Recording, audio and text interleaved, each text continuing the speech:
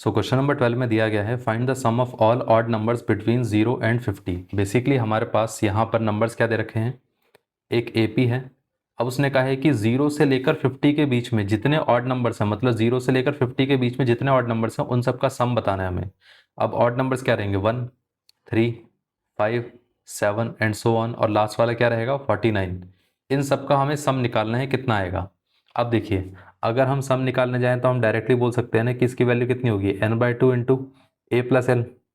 अब ए हमें पता है, एल हमें पता है, और एन भी एक्चुअली में पता है, लेकिन फिर भी हम प्रोसीजर से ही निकालेंगे। एन वैसे हमें पता है कितना होना चाहिए, लेकिन हम प्रोसीजर से एक बार निकाल लेते हैं। इस वाले टर्म को हम ऐसा बोल देंगे कि ए एन है, तो which is a plus n minus one into d. अब ए एन कितना था 49। अब ए की वैल्यू कितनी है, first term which is 1 plus n minus one into d कितना है, डी इनके बीच का कॉमन डिफरेंस विच इज़ 2। इतना क्लियर है। तो यहाँ पर ये कितना आ जाएगा 49 is equal to 1 plus 2 times of n minus 2। तो ये कितना आ गया 49 माइनस 1 प्लस 2n।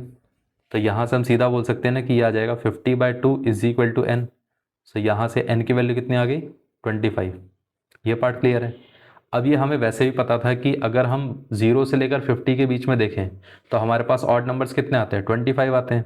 25 इवन आते हैं और 25 ऑड आते हैं, एक्सक्लूडिंग 0। 0 को हटा के हमारे पास 25 इवन नंबर्स आते हैं और 25 ऑड नंबर्स आते हैं, अगर हम 0 को इंक्लूड नहीं करते हैं तो। ठीक है, तो इसका मतलब ये है कि हमारे पास यहाँ पर क्या रहेगा, हमारे पास ऑड नंबर्स वैसे ही हमें पता थे, लेकिन फिर भी हमने प्रोसीजर से निकाल लिया। ये पार्ट क्लियर है। अब देखिए, ये आ जाएगा हमारे पास 25/2, और यहाँ पर ए की वैल्यू कितनी थी 1 थी, और एल की वैल्यू कितनी है 49।